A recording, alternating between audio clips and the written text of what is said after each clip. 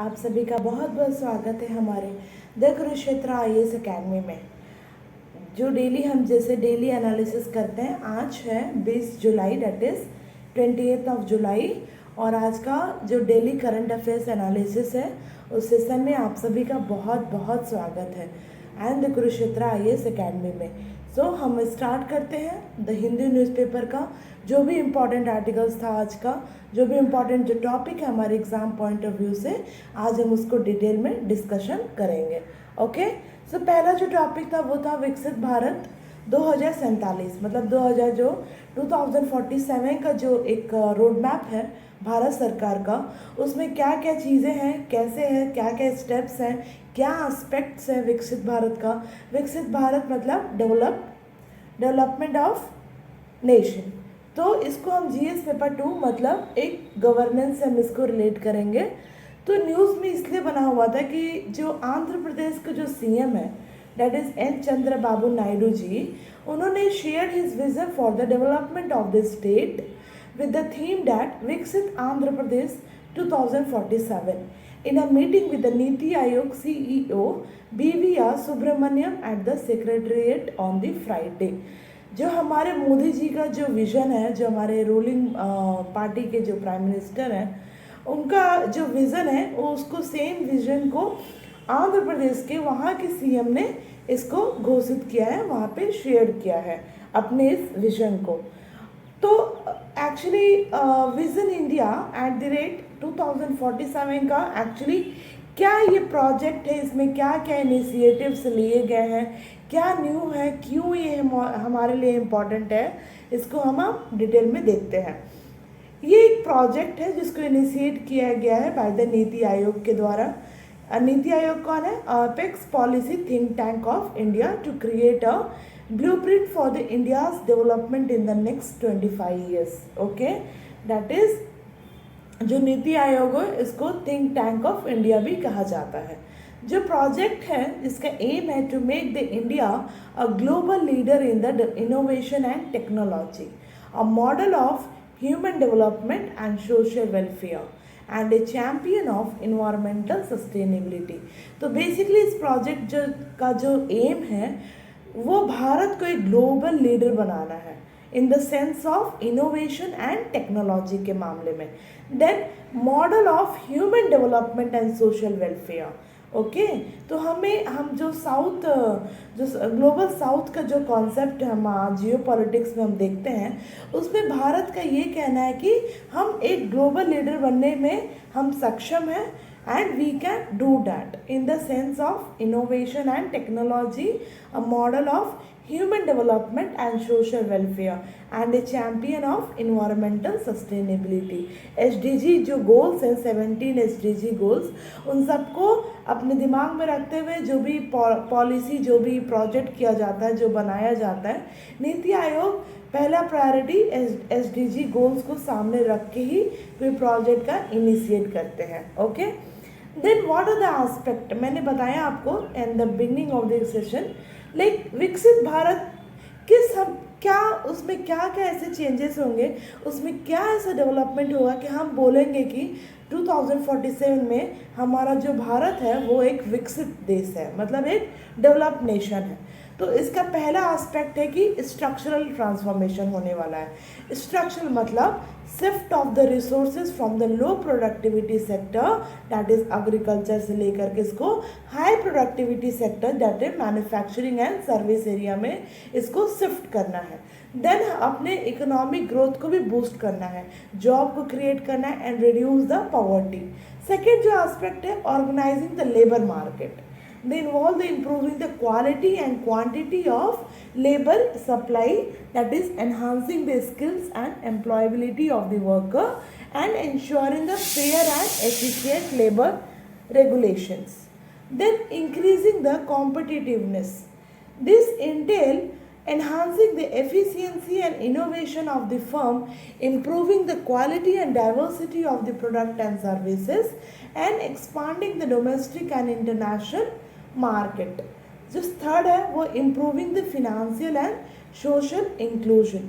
Fourth है governance reform. Okay, जो second जो न्यूज़ था वो था यूनियन पब्लिक सर्विस से रिलेटेड, दैट इज़ यूपीएससी से रिलेटेड था। इसको हम GS paper 2 that is polity से रिलेट करेंगे। तो union public service chairperson Manoj Soni ने रिज़ाइन कर दिया है due to the personal reason almost 5 years before his tenure and in 2029।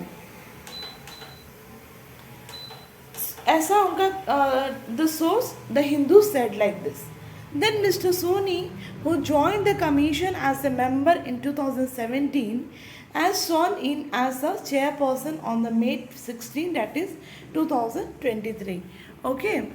Then की पॉइंट्स हमारे लिए क्या इंपॉर्टेंट है। अगर द हिंदू में अगर किसी भी कॉन्स्टिट्यूशनल बॉडी का अगर आर्टिकल मेंशन कर दिया हो, चैप्टर मेंशन कर दिया हो, पार्ट्स मेंशन कर दिया हो, तो ये हमारे लिए हमारा ड्यूटी है कि हम उस चीज़ को, उस कॉन्सेप्ट को बहुत डिटेल में एनालिसिस करें।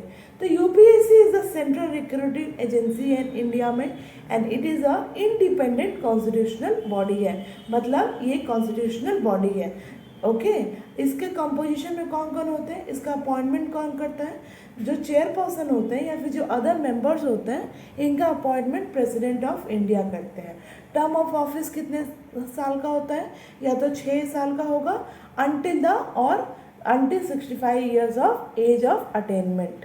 रीअपॉइंटमेंट की बात करें तो चेयरपर्सन जो एक बार यूपीएससी का बन जाता है is an ineligible for the any further employment either under the government of India or under the government of state. Member जो होते हैं other than the chairman are eligible for the appointment as a chairman of the UPSC or state PSC, but not eligible for any other employment either under the government of India or the government of state. Resignation की बात करें तो आप resign कर सकते हैं by submitting the written resignation to the president. Removal की बात करें तो ऑर्डर ऑफ द प्रेसिडेंट। और क्या क्या कंडीशन होता है, या तो आप इंसॉल्वेंट आपको घोषित कर दिया जाए, मतलब बैंक्रप्सी, और engaged in any other paid employment, और या तो आप अनफिट हैं to the continue the in the office.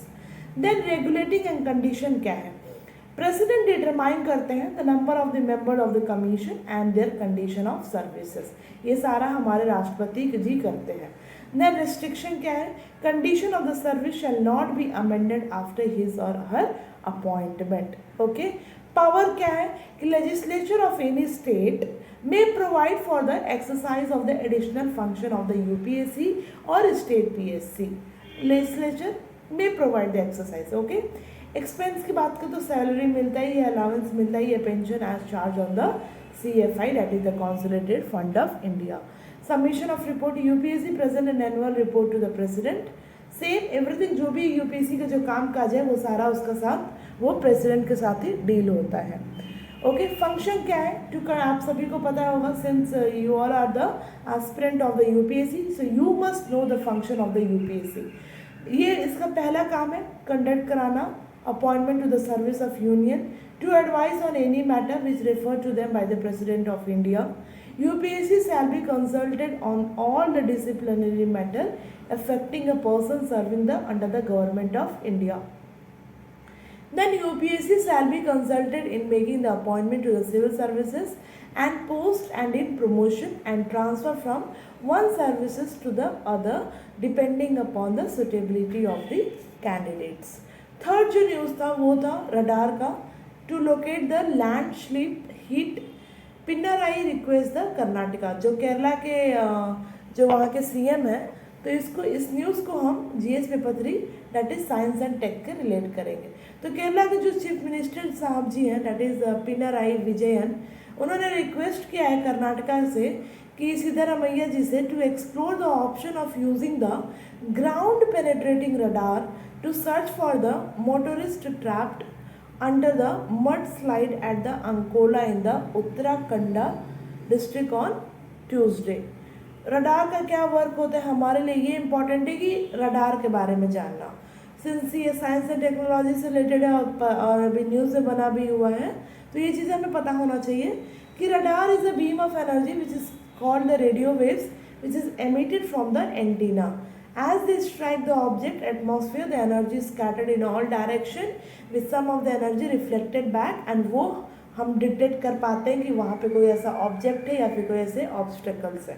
अब अभी अभी जो न्यू अभी रिसेंटली लाइक डॉपलर रडार नाम का भी एक टेक्नोलॉजी है, जिसके बारे में हमें जानना चाहिए कि एक डॉपलर रडार जो है, एक तो नॉर्मल रडार है, एक डॉपलर रडार है।